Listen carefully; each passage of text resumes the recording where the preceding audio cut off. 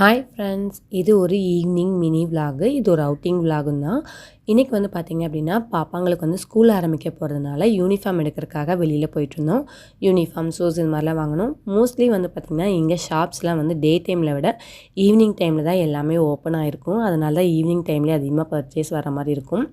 ஒவ்வொரு ஸ்கூல்ஸ்க்கும் அவங்களுக்கு எந்த கடையில் வந்து அவங்களுடைய யூனிஃபார்ம்ஸ் கிடைக்கும் அப்படின்னு சொல்லிடுவாங்க. நம்ம அங்கே போய் வந்து வாங்கிக்கலாம்.